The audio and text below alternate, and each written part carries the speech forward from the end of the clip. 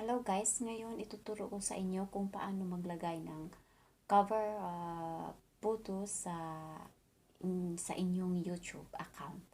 So ituturo ko sa inyo isa-isa kung paano step by step kung paano maglagay ng cover photo sa inyong YouTube account.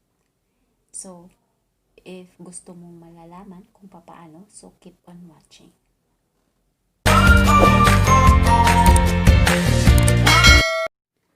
Okay, ito na yung ituturo ko sa inyo kung paano tayo mag-edit ng picture para sa ating cover photo sa ating YouTube.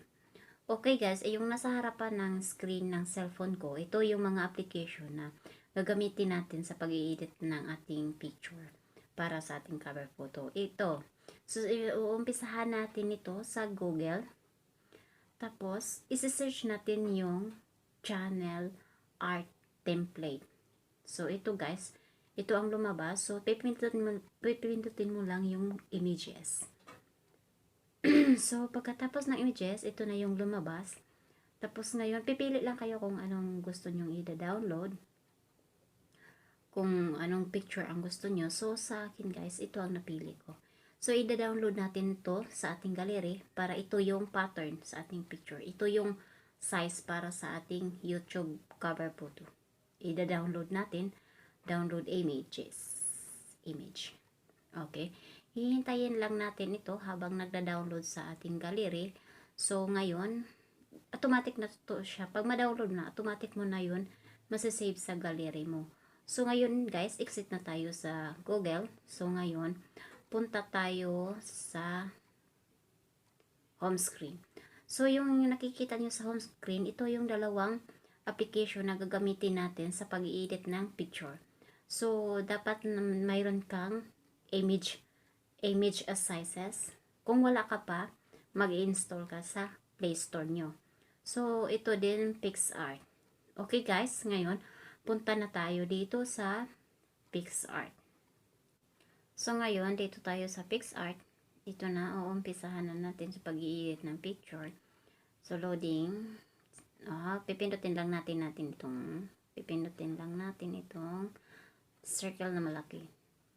So, pipindutin lang natin itong dinownload natin na picture na channel art template. Okay, nandyan na siya sa screen. So, ngayon, magdagdag tayo ng photos. Ito, kung kahit anong background, kung may nadagdag ka sa sa gallery mo, may mga picture ka, pwede mo na kahit anong picture na ilagay mo, idagdag mo lang yon. I-click mo lang yung picture, tapos i-add mo siya. Andyan, nasa screen yung picture. Okay, ngayon guys, i-adjust natin itong picture na ito na kalaki gaya ng picture na yung dina-download natin. Dito ako mahihirapan sa pag-adjust ng mga picture kasi ang liit-liit. Ito lang nasa gitna mo susundin yung pattern niya, hindi buong screen. Kasi yung may yung cover photo, may requirement siya na sizes. So, dito lang talagang, yung picture, dito lang talaga siya sa maliit na space dun sa gitna. Dun mo lang siya ilagay. Natin yung sizes talaga niya, na fit siya sa sizes niya. Para maano natin yung picture, i-drag mo lang siya. Tapos papalakihin mo. Ito na. Hindi siya patas. Dito ako magtataga talaga guys sa pag-i-edit na ito.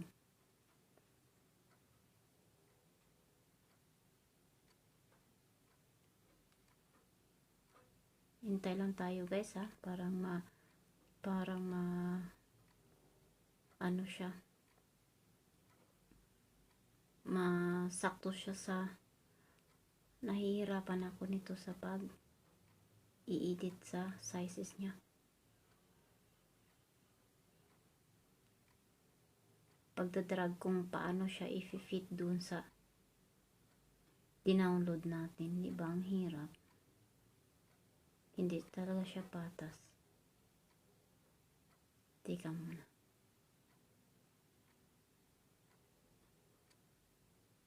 Bakit ganitong nakatapiwi siya?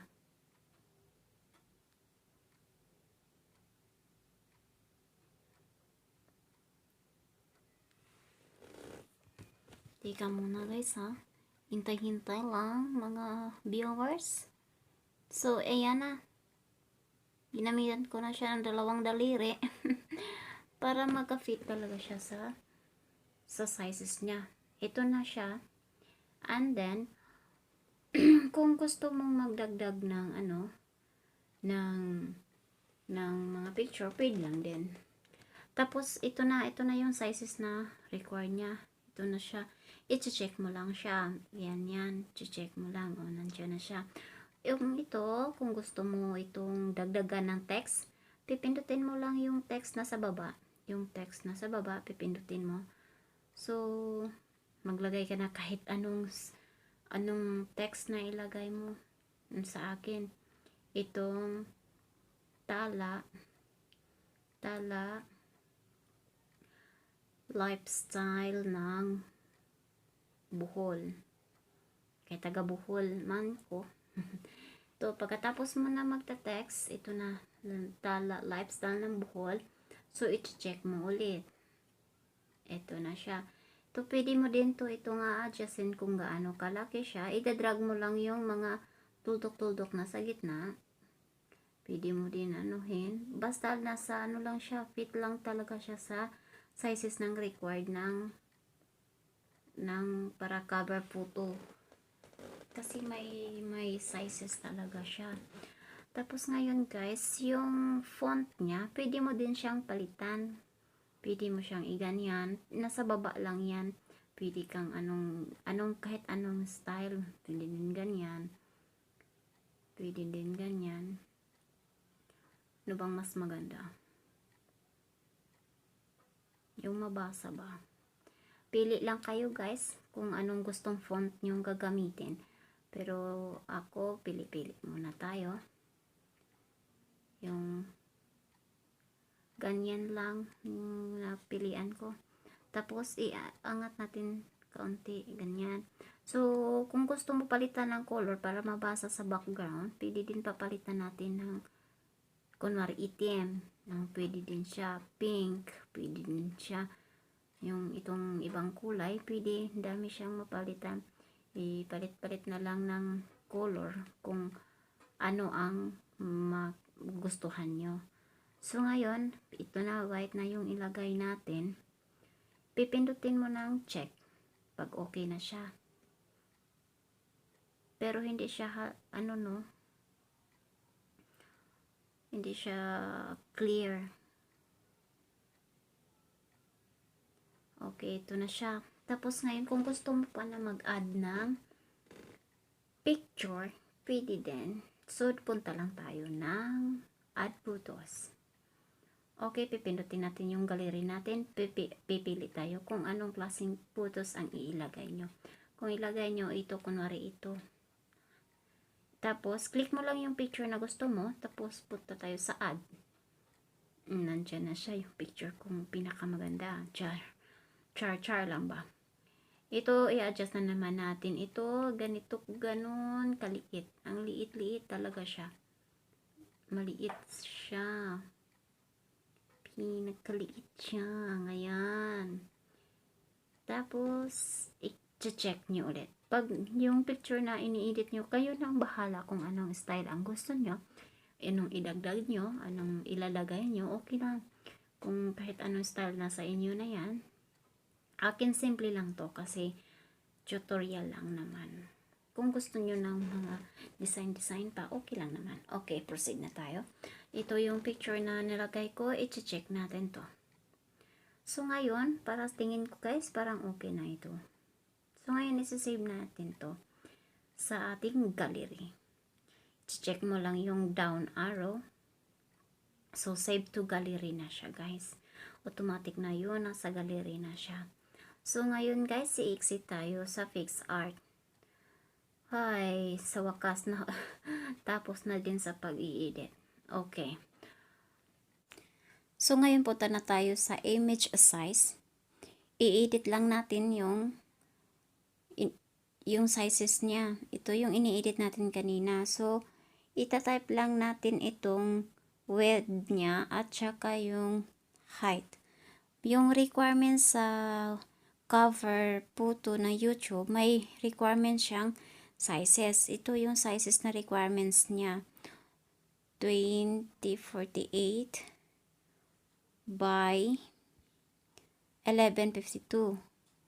Yan ang requirements niyang sizes. Tapos, i-check mo lang siya. Ito, ayan na siya. Yan na ang sizes niyang required niya. Tapos, ngayon, isi-save lang natin to guys para sa puntahan natin ang ating YouTube. So, isi-save na, nakabulol-bulo na to guys. Kasi, binibilisan ko lang. Kasi, matahaba na siya. So, ito, isi-save na natin siya. So, ayan, nasi-save na siya. X lang to ads. Yan. Nasa-save na ito sa gallery. Tingnan natin. Okay, exit na tayo dito sa ating image size. Kasi ito na-save na to sa gallery. So, punta na tayo sa ating YouTube account. So, ngayon guys, may Chrome dito sa screen natin. Pipindutin natin yan para po doon tayo po open sa ating YouTube account. So, i-click mo lang yung Chrome. Tapos, search mo lang yung YouTube. YouTube. Tatype lang natin.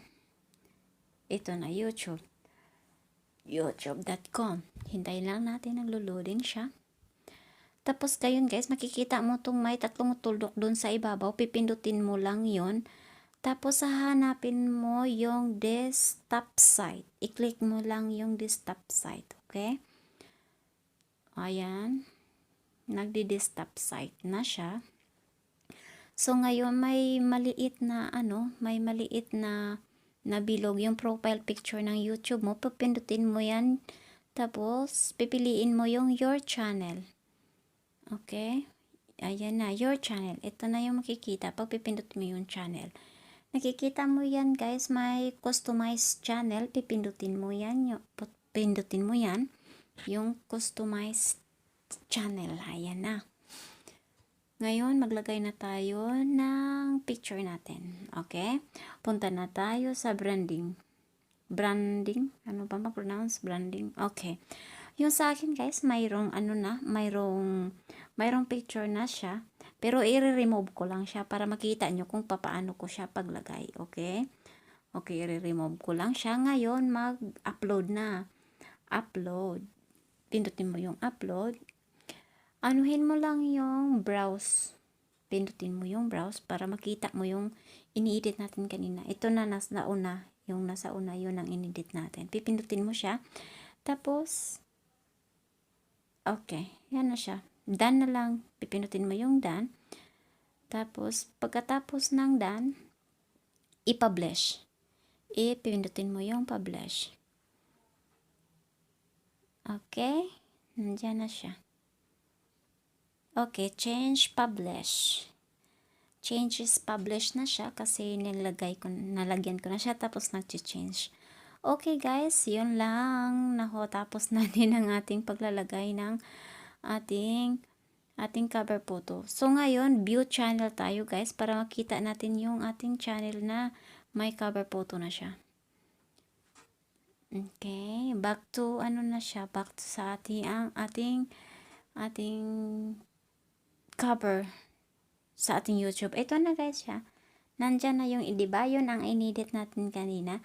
Ito na siya. Yan na ang yung cover ng YouTube nyo. Okay guys, thank you for watching. Sa uulitin po. Maraming salamat.